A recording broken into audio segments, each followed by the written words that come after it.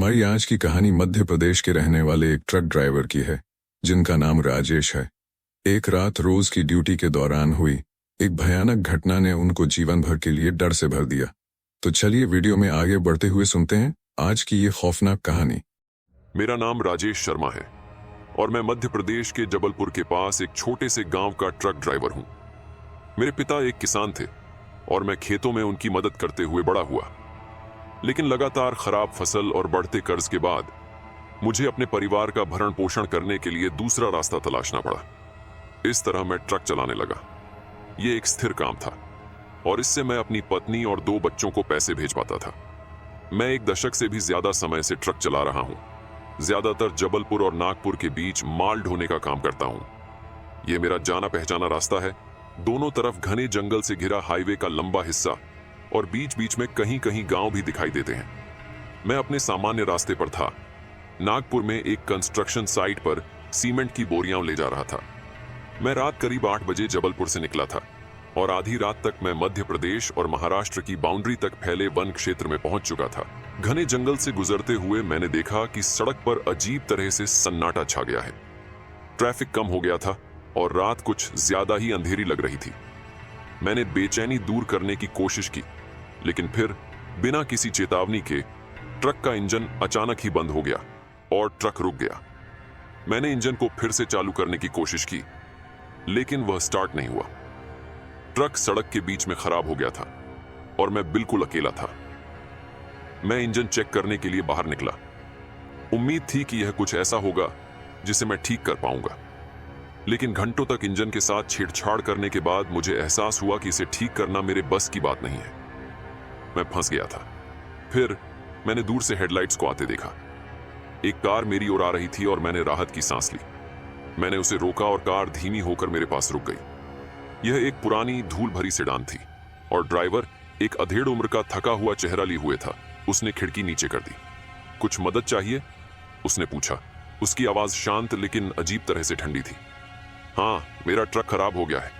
क्या आप मुझे नजदीकी शहर तक लिफ्ट दे सकते हैं या कम से कम फोन कॉल में मेरी मदद कर सकते हैं? मैंने पूछा। उस आदमी ने सिर हिलाया और मुझे अंदर आने का इशारा किया। मैंने बिना ज्यादा सोचे समझे और उसकी तरफ ज्यादा ध्यान न देते हुए चुपचाप आकर कार की सीट पर बैठ गया। ड्राइवर एक अधेड़ उम्र का आदमी था, जिसके बाल सफेद हो रहे थे और चेहरा थका हुआ था। मुझे वो उस सुनसान सड़क के बीच में एक ईश्वर की कृपा की तरह लग रहा था। लेकिन जैसे ही कार चलने लगी, वह राहत जल्दी ही फीकी पड़ने लगी। उसकी जगह एक बेचैनी की भावना ने ले ली, जो मुझे परेशान करने लगी थी। पहली चीज जो मैंने नोटिस की वह था अजीब सन्नाटा, और ड्राइवर भी कुछ नहीं बोल रहा था। उसकी आंखें सामने की सड़क पर टिकी हुई थीं, बिना पलक झपकाए। मैंने उससे छोटी छोटी बातें करने की कोशिश की। उससे उसके घर के बारे में पूछा, लेकिन उसका जवाब बहुत ही रूखा था। तुम कहां जा रहे हो? मैंने सहज दिखने की कोशिश करते हुए पूछा। बस गाड़ी चला रहा हूं, उसने उत्तर दिया। उसकी आवाज में कोई गर्मजोशी नहीं थी। क्या तुम्हें पता है कि अगला शहर कितनी दूर है? मैंने पूछा, यह जानने की उम्मीद में कि मुझे उस बेचैन करने वाले सन्नाटे में कितनी देर तक बैठना होगा। ज्यादा दूर नहीं, उसने उत्तर दिया। उसकी आंखें सड़क से हटी नहीं। उसके जवाब बहुत छोटे होते थे, मानो वह बातचीत शुरू होने से पहले ही उसे समाप्त करने की कोशिश कर रहा हो। उसके बोलने के तरीके में कुछ गड़बड़ थी, जैसे वह जानबूझकर किसी भी तरह के संपर्क से बच रहा हो। कार का इंटीरियर पुराना था, सीटें घिसी हुई थीं और डैशबोर्ड धूल से ढका हुआ था। ऐसा लग रहा था जैसे उसने अपनी कार की महीनों से सफाई नहीं की हो। जैसे जैसे हम आगे बढ़े, मैंने कार के अंदर के तापमान को नोटिस करना शुरू किया। यह असामान्य रूप से ठंडा था, गर्मियों की रात के लिए बहुत ठंडा। मैंने कार के एयर कंडीशनिंग कंट्रोल पर नजर डाली, लेकिन वे बंद थे। खिड़कियां कसकर बंद थीं, फिर भी ठंड हर जगह से अंदर आ रही थी। बेचैनी बढ़ती जा रही थी। मुझे अब लगने लगा था कि कुछ ठीक नहीं है। ड्राइवर की खामोशी, ठंडी हवा, अजीब सी गंध, यह सब मिलकर एक डर की भावना को बढ़ा रहे थे, जिसे मैं अनदेखा नहीं कर सकता था। मैंने बाहर की सड़क पर ज्यादा ध्यान देना शुरू किया।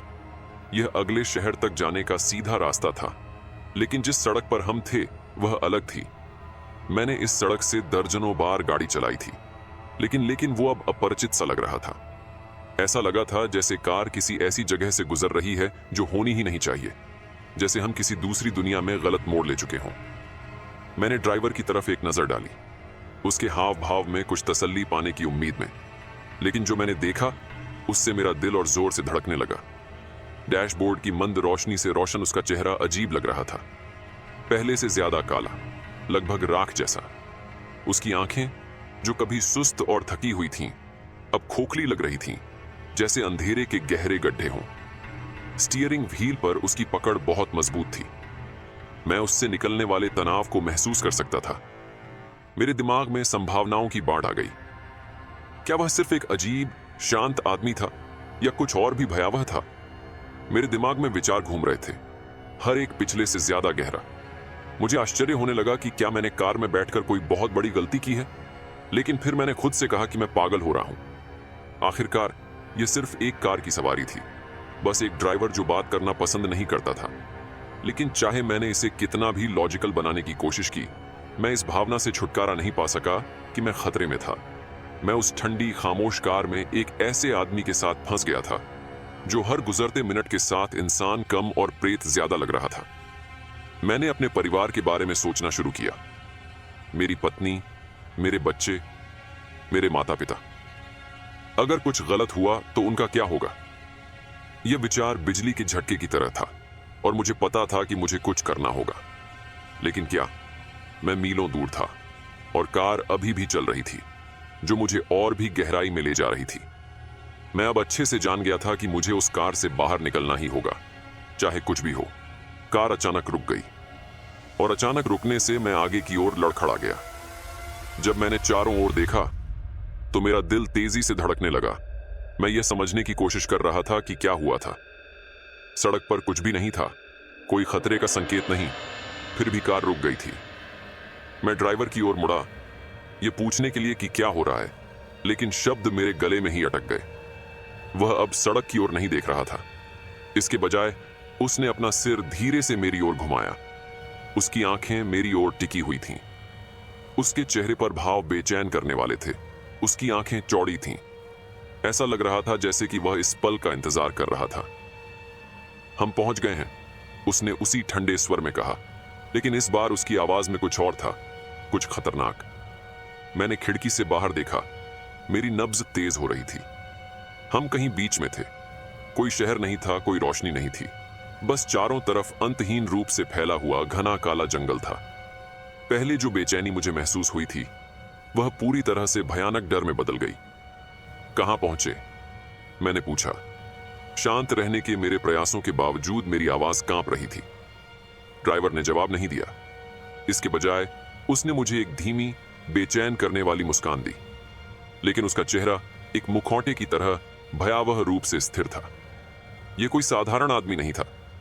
मैं सांस नहीं ले पा रहा था। मैं डर से जम सा गया था, क्योंकि वह आदमी अब पूरी तरह से एक भयानक रूप ले चुका था। उसकी नाक उसके चेहरे में सिकुड़ गई थी।